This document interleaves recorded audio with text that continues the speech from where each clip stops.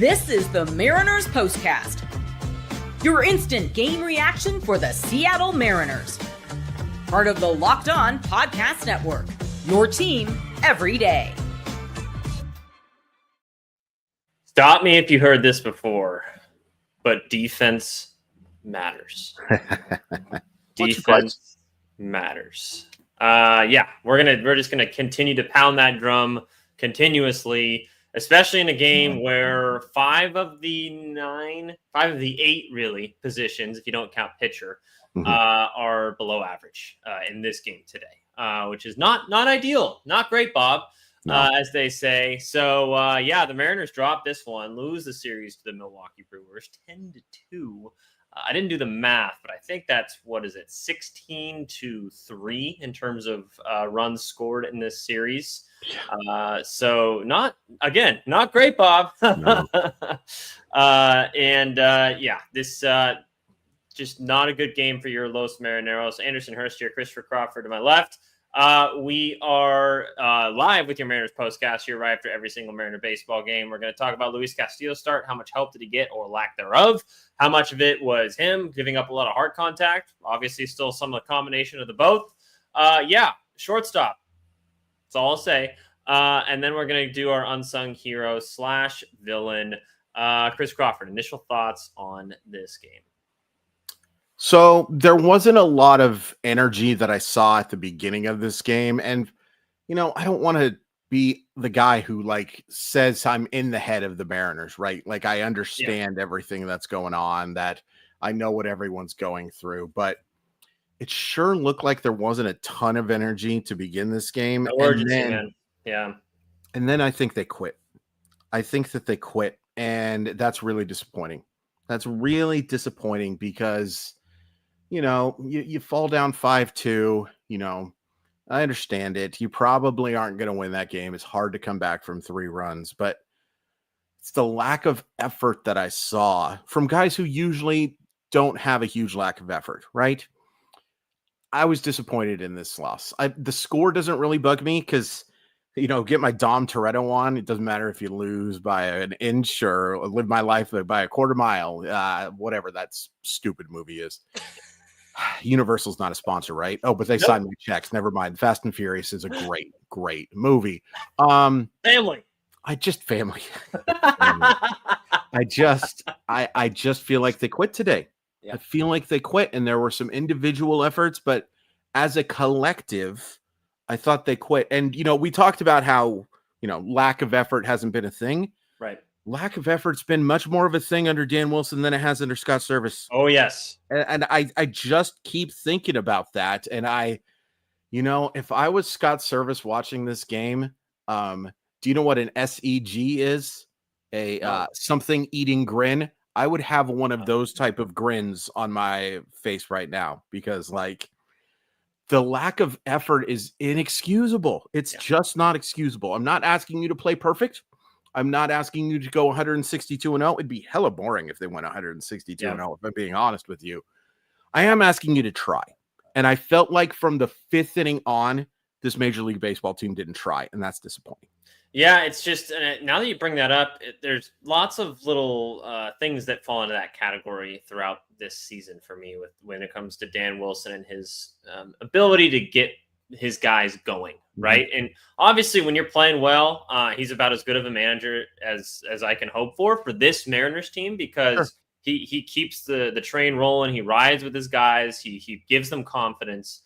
But when they hit a little bit of adversity, it just seems like it just shuts down, whether it's a rain delay, whether it's the end of a series where you feel like you're just getting absolutely dominated and there's not a big chance for you to come back. Right.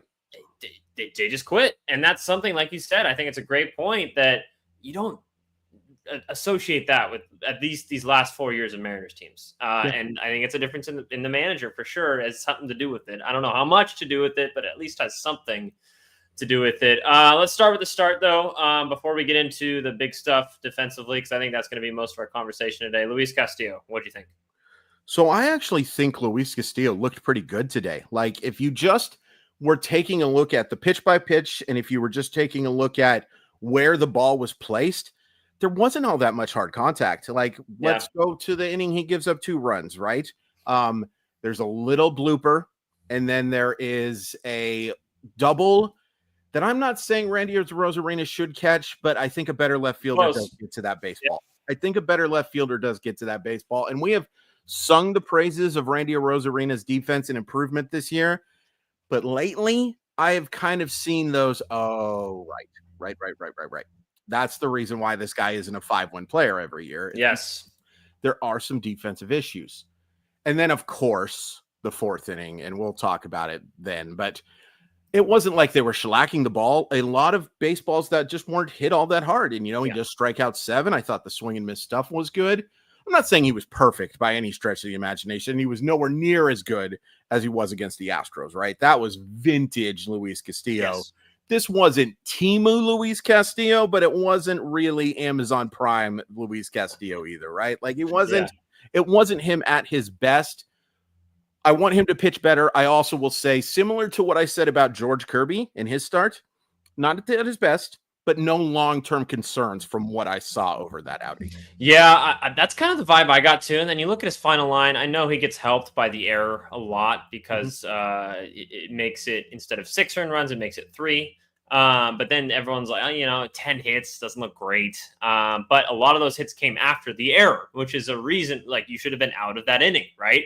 So it's just, it is what it is. I think, especially the way that he's pitching now, he can get swing and miss. It's not like he's a full pitch to contact guy like an Emerson Hancock or a Logan Evans. But, if he's going to be a good pitcher, you need the defense to make plays behind him. And it didn't happen today. It absolutely did not happen today. So let's get into that. Let's just get into it right now. Yeah. JP Crawford's a problem. And as good as he's been offensively and as much as he's helped them, and helped them is an understatement, right? He has been one of the best offensive shortstops in baseball. But now he's making errors on top of not getting 2 baseballs. And look, he was my unsung hero last night, right? For the play that he made. Went ahead and watched that play again. That ball was hit so slow. And if it would have had any velocity on it whatsoever, he doesn't get there. The impressive thing was honestly the throw, right? Yeah, it was his most accurate and probably his hardest throw that he's made. It's an issue. It is absolutely an issue. And if I'm Jerry DiPoto and if I'm Justin Hollander, I'm looking at shortstops. Okay. I'm looking somewhere at the shortstop position here because I think JP Crawford was a fine second. Would he be a fine second baseman? And you know what JP Crawford really is now? I think he's a designated hitter. And I know we automatically think of designated hitters as the Nelson Cruzes, right? We look at the designated hitter as those big boppers. No, a designated hitter is a guy who hits. And JP Crawford has hit well in the year of our Lord 2025. And the defense has been, if JP Crawford was an average defensive player, he'd be in the MVP conversation this year, right? Like, this would be, we're talking about a 6-win player because of how good he's been at getting on base this year. The defense is problematic. The error was inexcusable. It was just an Olay effort, and that can't happen. And then there's 2 balls hit up the middle that I want my shortstop to make that play 80% of the time. And here's the thing. Sometimes with defense, it doesn't happen in the spur of the moment, right? Because all we can really judge in terms of those type of things sometimes is whether they made the play that was hit right at him. Well, today it became easier because he didn't make the play that was hit right at him, right? But then you start thinking about it and you take a look at the metrics. And I know metrics are sometimes a volatile thing. But especially defensively, they're not perfect. Right. Well, and here's the thing, too. There's so much that goes into those metrics that we can't process in real time, right? Yeah. We can't process the exit velocity. We can't process the defensive positioning. We can't process a bunch of that stuff. But they exist for a reason. And then you take a look at those stats and you say, oh, that does make sense, right? And I'll be honest, too. Because it's so much in the forefront of my mind now that JP Crawford has struggled defensively. And this is not a new thing, by the way. He was a very mediocre defensive player since he won the Gold Glove. Was a fantastic defender in 2020, and he slowed down every year. Now it's reached a kind of boiling point, but is boiling point too strong of a word to say? No, I'm not sure if it is. Now it's at that point where you're just really on the forefront and is really on my mind. And I am noticing those balls that he does not get to. the Mariners don't have a perfect defense behind him either. Let's just be honest here, right? Like, you feel good about center field. You feel good about catcher. You feel good about third base. Ben Williamson, I'm sorry you don't get to be an unsung hero today, even though you had a really good baseball game. But JP Crawford's a big issue. It's a big issue. And some people asking about Cole Young, whether he can play shortstop. I think Cole Young is a better shortstop this year. It would cause a clubhouse mutiny, I think, if you made that move. I think if you made that move. And here's the thing, Cole Young's arm is noodle adjacent. It's noodle adjacent. I don't think it would improve them that much to have him play shortstop. Yeah. Sean Connors brings it up right here. You notice the issues if Cole Young played shortstop. He has a bad arm. He does. And I think he's going to be a very good second baseman for a long time. Yeah.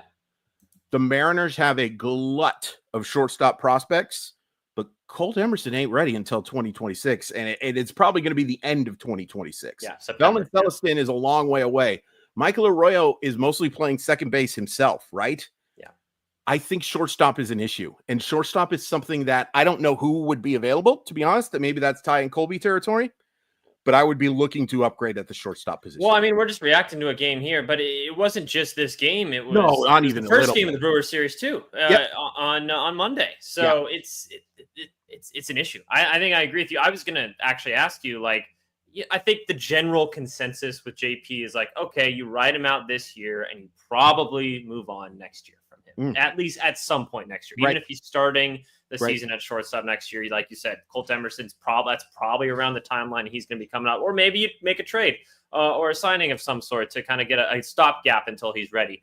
But is this something that they have to address now? Because, like you said, I don't think it makes that much of an improvement on the field if you swap him and Cole Young. I know Cole Young's a shortstop prospect, but I feel like second base is his spot for the future for sure. Mm-hmm. Just considering, like, he has good range. His arm's not great though. It just feels like that's kind of his role. The second baseman moving forward. It's becoming an issue, and you need a good defensive shortstop, especially if you're built on run prevention. Like you're built on run prevention. Exactly. So, and like I said, today you had below average defenders at, this is today because Mitch Garver started at catcher. You had below average defenders at catcher, first base, shortstop, left field, right field. That's 5 of the 8 positions, if you don't include pitcher, that you have below average defenders at. That is a problem. Yeah. That's really well put. That's really well put. And, you know, there was talk about JP Crawford being willing to make the move over to second base, that it was something that he was willing to do when they were going after a couple of the shortstops, or rumored to be going after a couple of the shortstops. How much they were actually doing so, I don't know. Some talk about maybe Trevor Story coming close, but that's another story for another time. I think JP Crawford would do it. I will say, though, I've brought this up with Anders. Sometimes I watch JP Crawford when Ben Williamson cuts the baseball off in front of him, and I see a guy who looks really upset. So maybe he's not as happy about it as I would think. You know what I mean? Like, I think he wants to try to make those plays. And I guess it's admirable, right, that you want to be that guy out there. And he's one of the clubhouse leaders for sure. For sure. I think you got to look at upgrading it in 2025. I don't know how, because the shortstop market is barren, but I think you got to try. And here's the other thing real quick, and then we can probably talk about Monarch Money, and then we can probably talk about some other stuff, right? The one thing we have to give Jerry DiPoto credit for is this dude is creative, right? Like, he comes up with some wacky things to address. Sometimes don't work. Right? And sometimes they work, and sometimes they do not. But the one thing we know about Jerry DiPoto is, and hell, Justin Hollander brought it up with us when he was talking to us on the phone. He said, we were on the phone yesterday. We're on the phone today when we did that interview, right? They're trying. I will say, if anybody can address this issue, Jerry DiPoto is one of those guys, because he is one of the more creative from everyone I've talked to on being on the phone and seeing how can we make this player work. And I think the more Jerry DiPoto's watched this, knowing that he is not always my favorite guy, but knowing that he's no dum-dum, that watching this, I think he feels like, oh, maybe shortstop is something that we got to upgrade on. Yeah. It's especially like, this tells me, like, how urgent are you for this year? This year, because you don't have any fix in the system. You're not going to start Miles Mastroboni at shortstop every game. Like, you're just not. You're not going to start Dylan Moore there every game. God, I hope not. So I don't know. How urgent are they? Do they think it's an issue? Well, just real quick, in yeah. terms of urgency, the Astros sweep the Diamondbacks. So we have a 6-game cushion again, and that's bad. That's really, really bad. There are, I believe, 58 games left in the year, 59, something like that. By the way, anyone that was rooting for the Astros over the Diamondbacks so that the Diamondbacks would sell, you're dumb. Yeah. I'm just going to say that right now. You are dumb if that's what you wanted. Because let's root for the thing that has the least effect on the Mariners' ability to win the division. Let's do that. Just so we have a chance. Yeah. By the way, that doesn't mean that even if they are going to sell because of that he's coming to the Mariners. I don't get that thought process whatsoever. But anyways, moving on from that, let's talk about Monarch Money. Sound good? Sounds great.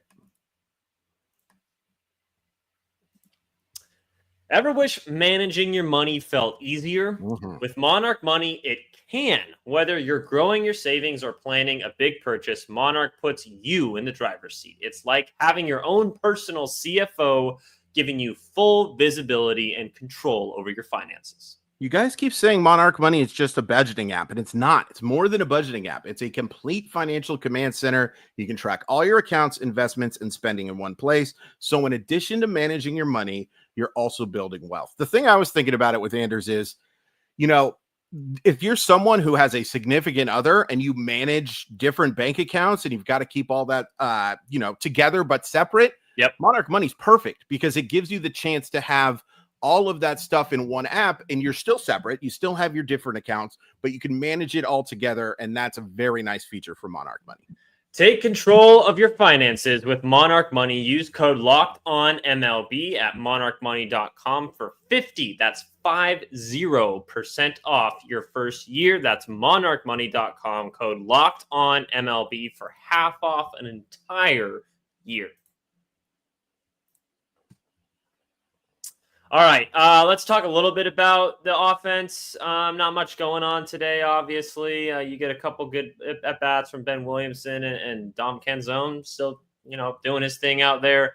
Any concern? I know you were going against a really good Brewers pitching staff and 3 really good starting pitchers this week. So I struggle to say, alarm bells, question mark, but, it's 3 games where you don't look great offensively. No, you can't score the 3 runs in 3 games. I'm sorry. I don't care if you're going up against the 1970s Baltimore Orioles pitching staff. And Anders, you'll have to Google that one afterwards. Ooh. But there's no excuse for 3 runs. There's no excuse. Ben Williamson did have a really nice day and made a couple nice defensive plays as well. Polanco hits the double. Julio gets a couple of hits, but this is one that really bugged me here because he hits the ball down the line, and it's a terrific play by Siegler, right? Terrific play. He doesn't run it out. Julio doesn't run it out. I know. And I noticed that too. That really bugged me. And, okay, here's the thing that nobody will tell you. Major league teams tell players at times, if the score is a little out of line, don't necessarily bust it, because if you hurt your hamstring, we're going to look stupid, right? Yeah. That is absolutely something they tell him. Yes. I still feel like if he's running at 80%, he beats that out, right? Yeah. And maybe it was a frustration thing, hey, I finally get a ball down the line and Siegler makes a nice play. Yeah, because even his first 2 hits, he kind of just dribbles it and doesn't get any of it at all. And the second one was okay. The first one is just a flat-out dribbler. Just a swinging button. The second one was fine, and then the third one was his best contact. And I'm not going to hate on a 2-for-4 effort too much, right? Getting on base is a good results is the only thing that matters, right? The results are the only thing that matters. No extra base hits is another thing that we can talk about, but it really bugged me that he didn't burst that out down the line. It really bugged me. Now, I will also say this. If he hurt himself doing that, I would also be sure, well, crap. But there's a thin line, I think. There's a thin line there, and it just kind of irked me, similar to the way when Randy Arozarena did the fake throw. It was a very similar play to that, where it's maybe it's not that big of a deal, but it just rubs you kind of the wrong way. Well, and if it was just that one incident, it's like, all right, it bothers me, whatever, not a huge deal. Sure. But when you compound, JP's thing and Oh yeah, Randy's for thing sure. and Julio's, like, it's all, I see what you're saying. it Yeah, gives you like a bigger picture, like, sure. all right, what's going on here? Why are these guys not trying to win this baseball game at every instance that they possibly can, right? So that's where I start to go to the coaching, right? And it's not a player thing, it's a coaching thing. And we've seen this before, like we mentioned it so many times, like rain delays, they just seem like they just give up on the game anytime the game's postponed. And then games like this today where you feel like you're getting dominated and you don't think you have a chance. You don't see very many teams quit like that, especially Mariner teams. So I don't know. Real quick, I saw some people mentioning it in the comments, so I wanted to bring it up. Some people criticizing not playing Cal Raleigh in this game. I have no problem with it. I have no problem with giving him a day off, man. You've got to keep this guy fresh, right? And, maybe if this game's closer, you bring him in as a pinch hitter, that type of thing. Sure. But catchers can't play 150 games, man. It can't happen. And at this point, he's on pace to play well over 150, I believe. Yes. Like, I think he's had 3 total days off on the season. So I get it. I want to see Big Dumper in the lineup as often as possible, but I don't mind night game after day game, knowing that especially they're playing 17 straight games again after playing 17 straight games not that long ago. It's like, 34 out of 35 days or something like that. They end up playing games, something along those lines. I don't mind that he's not in the lineup. Now, you also see, though, again, how much weaker this lineup is without him, but you do have to give him days off here and there. Unsung hero. Unsung hero for or me villain. Is, boy, JP Crawford's way too sung. He's too sung. Yeah, no, it doesn't count. Miles Mastroboni made a really nice catch in left field today. That was pretty fun, but I'll go with Casey Legumina. I thought he did a really nice job today in his inning. And you know what? No, I'll just go with Legumina because I keep stealing things from you. I don't want to steal things from you. Well, I actually was just trying to think of one. So if you wanted to take mine, go ahead this time. I was going to say Brandon Garcia as well. Like, it was nice to see, even though he did walk a pair of batters just to get a scoreless inning, to know what success feels like, right? It's nice to see some success. And, we brought it up. The fact that they only had him pitch that one inning suggests to me that they do believe that he is a guy who can help them. So this is more of a long-term answer than we expected. More of a long-term answer for sure. I'm going to use mine on, so we sung JP Crawford's defense in a bad way. I'm going to go, my unsung villain is JP Crawford with the bat. Yeah, fair. Because he has been not the same hitter the last couple weeks. And including today, you get a strikeout over 3, his OPS down to 757. I remember when that was pushing 800, even over the 800 range. Like you said, we've said it multiple times. We've talked about his deficiencies defensively. It's okay when you're that much of a plus offensive player, but when you're not, oh boy. That's really fair. And the biggest issue for me right now with Crawford is the contact issues. He struck out in 1, 2, 3, 4, 5, 6, 7 straight games, and 3 of those are multi-strikeout games. Not one today, but like JP Crawford has to put the ball in play. Like, he's just not enough of a power hitter to say, strikeouts are just outs, but they are also preventing you from having any good thing happen, right? Like, you cannot have good things happen. Can't hit into a double play, so you limit one bad thing, I suppose. But JP Crawford's got to be better. He's got to be better. And, the overall numbers still offensively are fantastic. But when you combine it with the glove and you combine how he's kind of looked offensively, especially during this homestand, it's not great. Not great at all. Mariners dropped 2 of 3 to the Milwaukee Brewers to make it a 3-3 homestand. I guess if you went into the homestand with a 3-3 thought, you would be okay with it. They go to the Angels tomorrow. Oh, yeah. Yes. By the way, just real quick. Yeah. I'll take this homestand. If you told me that they were going to go 3-3 before the break, I would take it. It was funny because I was thinking whether you would ask me this or not. 3-3 is good, but it depends on when you ask me, right? If you ask me before Thursday, 3-3 is great. If you ask me Sunday whether 3-3 was good, not really. Not really. No, it's just a couple of the ways it happened. Like you could have swept the Astros, and then that makes you feel a lot better in that situation. And then just looking completely outmatched for the majority of this series against the Brewers is it doesn't leave a good taste in your mouth. That's two different blowouts, by the way, in this series as well, right? Yeah. Like the 11-3 loss is one where you outplay the Astros for 5 innings, and then this one. There was one moment where it was close, and then because you get the 2 to make it 2-2, and outside of that, you were thoroughly outplayed. Not all blowouts are equal. They are not. That's a great way to put it. Let's end on that. Thank you guys so much for hanging out with us today. Once again, look out for Ty and Colby with their episode tomorrow. To break, actually, probably coming out a little bit later today, if I remember correctly. Yep. So they're probably going to break down a little bit of this game, probably talk a little bit longer term. Is shortstop a problem? Do you need to address it at this trading deadline? They'll maybe answer that question. I'll check and see if they think if it's a big issue. But hey, you'll have to tune in to find out, I guess. So really appreciate you guys hanging out with us on the Mariners Postcast. We'll be back with you guys tomorrow. I think it's a 6:40 start for the Angels series. Is that correct, Chris Crawford? That is correct. Okay. So normal time, Pacific time, I should always say.